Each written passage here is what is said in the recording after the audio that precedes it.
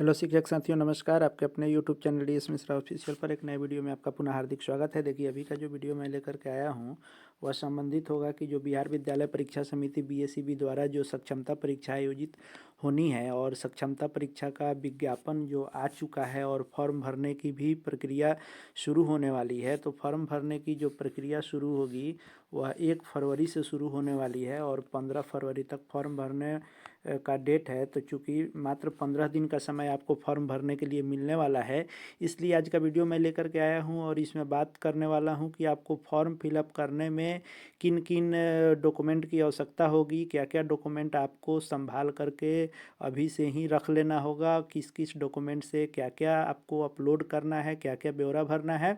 और साथ ही साथ फॉर्म भरने के लिए कम समय मिल रहा है, तो फॉर्म किस सावधानी के साथ भरेंगे ताकि किसी प्रकार की कोई व्यवधान उत्पन्न नहीं हो। तो आज के वीडियो में हम लोग यही बात करने वाले हैं। वीडियो में अंत तक बने रहिएगा, वीडियो बहुत महत्वपूर्ण है। और यदि चैनल को सब्सक्राइब नहीं किए हैं तो चैनल को सब्सक्राइब करके बेल आइकन को प्रेस कर लीजिएगा ताकि आगे भी सक्षमता परीक्षा से जुड़ी हुई हर एक छोटी बड़ी लेटेस्ट अपडेट आपको मिलती रहेगी और तैयारी से संबंधित वीडियो जो आ रहे हैं उसको भी आप देख पाएंगे।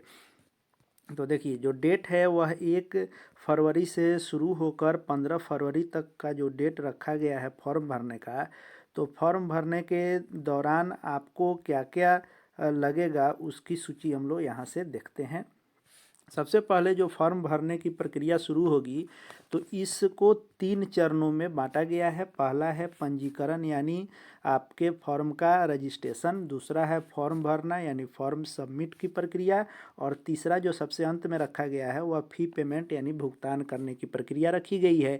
इन 3 चरणों को पूरा करने के बाद आपका फॉर्म भरने की प्रक्रिया जो है वह पूर्ण हो जाएगी और फॉर्म फिलअप करने के बाद उसके हार्ड कॉपी को कहीं भेजना नहीं है, उसको संभाल करके रखना है। साथ ही साथ और निर्देश क्या है कि पंजीकरण जब आप करेंगे तो आप बीएसईबी के वेबसाइट पर जाएंगे और वहां पर सक्षमता परीक्षा 2024 वाले लिंक को जब क्लिक करेंगे तो उस पर रजिस्टर न्यू कैंडिडेट जो आएगा उस पर जब क्लिक करेंगे तो रजिस्ट्रेशन का पेज खुल जाएगा और उस पर आपको जो जो ब्यौरा रजिस्ट्रेशन के लिए मांगी जाएगी वह संबंधित सूचनाएं आपको उसमें डालनी होगी। और उसके बाद मोबाइल के वेरिफिकेशन के लिए मोबाइल नंबर जब आप डालेंगे तो उस पर एक ओटीपी भेजा जाएगा। उस ओटीपी को जब आप डालेंगे तो आपको एक यूज़र आईडी जनरेट होगा जो आपके मोबाइल नंबर पर आएगा और इसी यूज़र आईडी का प्रयोग करके आप आगे की प्रक्रिया को शुरू करेंगे। तो जब आपका रजिस्ट्रेशन हो जाएगा और यूज़र आईडी और आपको कोड जब प्राप्त हो जाएगा तो फॉर्म भरने की प्रक्रिया के लिए क्या करना होगा कि रजिस्टर्ड मोबाइल नंबर एवं आपको जो कोड मिलेगा उसके सहयोग से पोर्टल के पेज पर आप फिर से लॉगिन करेंगे। जब लॉगिन करेंगे तो आपका जो रजिस्ट्रेशन किया हुआ होगा वह पेज आवेदन पत्र के पेज पर खुलेगा और जो भी आप रजिस्ट्रेशन में अपना जो है ब्यौरा सबमिट किए होंगे वह पहले से भरा गया रहेगा। उसमें आपको फिर से न भरना होगा न उसको एडिट करने का ऑप्शन आएगा, क्योंकि जो आप अपने रजिस्ट्रेशन में कर देंगे वह स्वतः उस पर भरा हुआ रहेगा। और जो खाली रहेगा, जैसे कि जब आप रजिस्ट्रेशन करेंगे तो अपने शिक्षक कैटेगरी नाम इत्यादि जो भी अपना आधार नंबर इत्यादि भर लिए रहेंगे वो सब शो करेंगे और उसमें अपना जो व्यक्तिगत और आपका ब्यौरा होगा जैसे आपका एड्रेस इत्यादि जो भरना होगा वह सब खुलेगा और शैक्षणिक विवरण आपको भरने के लिए फॉर्म भरने वाले पेज पर खुलेगा। उसमें आपको जो जो मांगेगा वह सबमिट आपको करना होगा। उसके बाद जब आप रजिस्ट्रेशन कर लेंगे और फॉर्म फिलअप कर लेंगे तो उसके बाद आएगा तीसरा चरण जो होगा वह होगा परीक्षा शुल्क का भुगतान करना, जो सभी कैटेगरी के लिए 1100 रुपये रखे गए हैं। किसी भी कैटेगरी को किसी प्रकार का छूट इस बार परीक्षा शुल्क में नहीं दिया है। 1100 रुपया का पेमेंट करने के लिए आप debit card, credit card, net banking या यूपीआई किसी भी एक माध्यम से आप करना चाहें तो कर सकते हैं और पेमेंट गेटवे को सिलेक्ट करेंगे यानी किस माध्यम से आप इसका भुगतान कर रहे हैं और उस माध्यम से इस 1100 रुपये का भुगतान जब आप कर देंगे तो तीनों चरण आपका पूर्ण हो जाएगा, यानी रजिस्ट्रेशन, फॉर्म सबमिट एवं फी पेमेंट हो जाएगा। अब हम लोग देखते हैं कि फॉर्म भरने में क्या क्या आपको चाहिए। तो सबसे पहले आपको एक रंगीन फोटोग्राफ अपने पास रख लेना है, जिसका स्कैन कॉपी इस पर लगेगा और सिग्नेचर लगेगा। तो जो फोटोग्राफ लगेगा वो हाल का खींचा हुआ फ़ोटो होना चाहिए, जो 20 KB से लेकर 100 KB तक में होना चाहिए। और इसका जो है JPG इमेज होना चाहिए। आयाम 3.5 सेंटीमीटर से 4.5 सेंटीमीटर होना चाहिए। और हस्ताक्षर जो आप स्कैन करेंगे वह 10 KB से 50 KB तक होना चाहिए। हस्ताक्षर जो आप करेंगे वह कैपिटल लेटर में नहीं होना चाहिए, स्मॉल लेटर में हस्ताक्षर होता है, वैसे ही आपको करना होगा। रंगीन जो फोटोग्राफ होगा वो हाल का ही खींचा हुआ होना चाहिए और बैकग्राउंड सफ़ेद हो या हल्के रंग में लाइट कलर कोई भी होगा तो वह चलेगा। और फोटो जैसा कि सब फॉर्म में दिया रहता है कि उसमें आपके माथे पर टोपी, कपड़ा या किसी प्रकार का कोई चीज़ नहीं होना चाहिए। काला चश्मा इत्यादि किसी प्रकार का चश्मा भी स्वीकार नहीं किया जाता है फोटो में। प्रमाण पत्र की बात कर लें तो प्रमाण पत्र आपको उस लिए भी चाहिए कि प्रमाण पत्र से आप अपना ब्यौरा शैक्षणिक योग्यता में तो भरेंगे ही, और साथ ही साथ आपको अपलोड भी करना है। कहा जा रहा है कि प्रमाण पत्र स्व अभिप्रमाणित अपलोड करना है। हालांकि जब आपको लिंक खुलेगा तो देखना होगा, क्योंकि ये स्टेट में भी यही कह रहा था कि स्व अभिप्रमाणित अपलोड करें, लेकिन जब वहाँ पर पेज खुलता था तो वहाँ पर देता था कि ओरिजिनल डॉक्यूमेंट अपलोड करें। तो जब 1 तारीख से यह लिंक खुलेगा सक्षमता परीक्षा का, तो यह देखना होगा यदि स्व अभिप्रमाणित कहेगा तो सभी कागजातों का फोटोकॉपी भी आप करा के रख लेंगे और सभी पर सेल्फ अटेस्टेड अपना कर लेंगे। डॉक्यूमेंट जो लगेगा वह मैट्रिक का प्रमाण पत्र एवं अंक पत्र लगेगा, इंटर का प्रमाण पत्र एवं अंक पत्र लगेगा, स्नातक का प्रमाण पत्र एवं अंक पत्र, स्नातकोत्तर का प्रमाण पत्र एवं अंक पत्र। तो आपके मन में प्रश्न आएगा, क्या सभी को यह चारों लगाना होगा? तो नहीं। जो 1 to 5 के हैं, जिनको 1 से 5 की सक्षमता परीक्षा देनी है, उनके लिए मैट्रिक और इंटर लगाना अनिवार्य है। स्नातक का मन करे तो लगाएं, नहीं मन करे तो नहीं भी लगा सकते हैं। स्नातकोत्तर का मन करे तो लगाएं, नहीं मन करेगा तो नहीं भी लगाएंगे। या आपके लिए अनिवार्य नहीं होगा, आपको मैट्रिक इंटर अनिवार्य होगा। वहीं जो 6 to 8 में होंगे उनको मैट्रिक भी अनिवार्य है, इंटर और स्नातक अनिवार्य है, स्नातकोत्तर अनिवार्य नहीं होगा, आप चाहे तो लगा भी सकते हैं।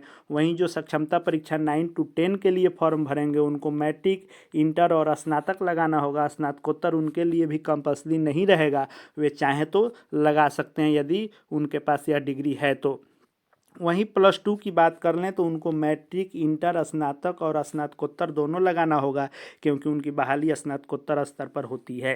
अब बात कर लें ट्रेनिंग के सर्टिफिकेट की, तो आप बीएड हो, डीएलएड हो या डीपी हो, या यदि आप लाइब्रेरियन हैं तो वह डिग्री, यानी जिस डिग्री पर आप यह फॉर्म भर रहे हैं वह आपको यहाँ लगाना होगा। जो आरक्षित श्रेणी के तहत आवेदक आते हैं उनको अपना जाति का प्रमाण पत्र लगाना होगा, साथ ही साथ आधार कार्ड अपलोड करना होगा। उसके बाद आप पात्रता की बात कर लें तो टेट, सीटेट, एस्टेट आप जिस स्तर पर बहाल हैं वह लगाना होगा। यदि दक्षता है तो दक्षता अपलोड करना होगा, जहां पर टीईटी, सीटेट, एस्टेट अपलोड करना होगा, वहां पर यदि आप दक्षता उत्तीर्ण हैं तो दक्षता आपको अपलोड करनी होगी। उसके साथ ही साथ नियोजन इकाई द्वारा जो आपको नियुक्ति पत्र दिया गया है तो नियुक्ति पत्र को भी अपलोड करना है। साथ ही साथ फॉर्म भरने में नियुक्ति पत्र का भी आपको नंबर और डेट इत्यादि लगेगा। जो लोग दिव्यांग कैटेगरी में आते हैं उनको दिव्यांगता का भी प्रमाण पत्र अपलोड करना होगा।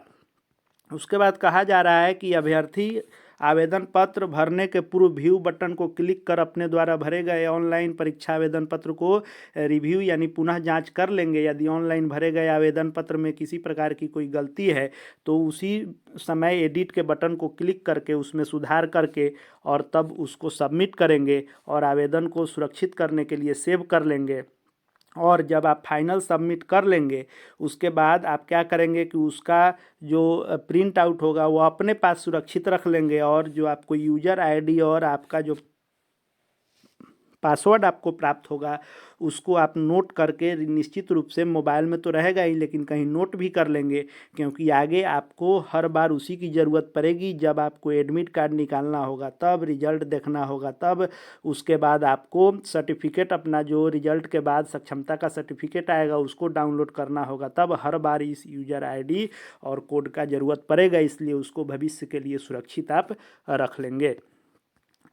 कहा जा रहा है कि ऑनलाइन के अलावा किसी भी माध्यम से आवेदन पत्र स्वीकार नहीं किया जाएगा, यानी सिर्फ ऑनलाइन आवेदन पत्र आपको भरना है। बाकी जब फॉर्म भरने की प्रक्रिया शुरू हो जाएगी तब मैं फिर एक वीडियो के माध्यम से बताऊंगा। लिंक जब खुल जाएगा तो कैसे कैसे आपको रजिस्ट्रेशन करना है, कैसे फॉर्म फिलअप करना है, फी पेमेंट करना है, उसका डेमो वीडियो मैं आपको ज़रूर लेकर के आपके लिए आऊँगा कि कैसे फॉर्म को आप भरिएगा कि किसी प्रकार की कोई गलती फॉर्म भरने में नहीं हो, क्योंकि यह इतना जल्दी सारी प्रक्रिया को पूर्ण की जाती है कि इसमें एडिट इत्यादि का ऑप्शन नहीं भी देता है और आपको किसी प्रकार की दिक्कत नहीं हो। इन सब चीज़ों को एक बार हम लोग फिर देखेंगे। साथ ही साथ हम लोग देख लें कि यह जो फॉर्मेट दिया गया था, या फॉर्मेट, तो इस फॉर्मेट को इसीलिए दिया गया था कि आप पहले ही देख लें, चूँकि यह फॉर्मेट प्रिंट आउट करके ऑफलाइन भेजना नहीं था, लेकिन फॉर्मेट जारी किया गया है कि आप देख लें कि क्या क्या इसमें आपको भरना है और क्या क्या कॉलम रहेगा, उसमें क्या डिटेल देना है। इसके लिए मैंने पूर्व में एक वीडियो आपके लिए ला दिया था, जिसको आपने यदि नहीं देखा होगा तो निश्चित रूप से जा कर के वीडियो के प्ले लिस्ट में सक्षमता परीक्षा सेक्शन में वह वीडियो है। वहाँ पर वीडियो का जो थंबनेल होगा वह फॉर्म का जो फॉर्मेट लिखा हुआ होगा, फॉर्मेट करके मैंने वीडियो लाया था, जिसमें इसके सारे पॉइंट को मैंने उसमें बता दिया है कि किस वाले लाइन में आपको क्या भरना है, और उसका सारा ब्यौरा आप नोट करके रखेंगे, चाहे वो आपके स्कूल का यू-डैश कोड हो या फिर आपको नियोजन इकाई इत्यादि किसको क्या भरना है, किसमें क्या टिक करना है। उसके बाद आपका ई शिक्षा कोष का जो टीचर आईडी है वह हुआ, या फर्स्ट पोस्टिंग में क्या भरेंगे, और जो है आप वर्तमान पोस्टिंग में क्या आपको भरना है, किसमें कौन सा टिक करना है, कैसे एजुकेशन क्वालिफिकेशन ट्रेनिंग इत्यादि बीटेड सीटेड और सब्जेक्ट जो इसमें चुनना है वह कैसे आपको चूज करना है, और कैसे जिला का चॉइस देना है। सबसे महत्वपूर्ण यह है कि यह एकदम आप ध्यान से जिले का चॉइस देंगे कि इसमें फर्स्ट चॉइस जिस जिले में आप नौकरी करना चाहते हैं फर्स्ट और सेकेंड थर्ड देंगे बहुत ही सावधानी से, ताकि आगे चल के कोई दिक्कत नहीं हो। क्योंकि यदि आपको फर्स्ट चॉइस ही मिलता है तो आपको फर्स्ट चॉइस जो आपका चॉइस है वहीं रहना चाहिए। साइबर कैफ़े में आप बिल्कुल, यह साइबर कैफ़े में यदि फॉर्म भरते हैं तो साइबर कैफ़े वाले से बोलेंगे कि जब तक मैं एक बार फॉर्म देखूंगा नहीं, ओके नहीं करूंगा, आप सबमिट नहीं करेंगे, और फॉर्म को देख करके ही रिव्यू करने के बाद ही फॉर्म को भरेंगे। तो इसलिए किस में क्या भरना है उस वीडियो को आप ज़रूर देख लीजिएगा। आगे जब फॉर्म भरना शुरू होगा तो उसका लाइव डेमो वीडियो मैं लेकर के आऊँगा कि कैसे भरना है, क्या क्या सावधानी फॉर्म भरने में करनी है। आगे भी सक्षमता परीक्षा से जुड़ी हुई हर एक छोटी बड़ी लेटेस्ट अपडेट एवं जानकारी के लिए और सक्षमता परीक्षा के तैयारी के वीडियो को देखते रहने के लिए हमारे चैनल DS मिश्रा ऑफिशियल को सब्सक्राइब करके बेल आइकन को प्रेस कर लें और हमसे जुड़ जाएं। वीडियो उपयोगी लगा हो तो लाइक करें, अन्य लोगों के लिए अधिक से अधिक शेयर करें। इस वीडियो को देखने के लिए आपका बहुत बहुत धन्यवाद।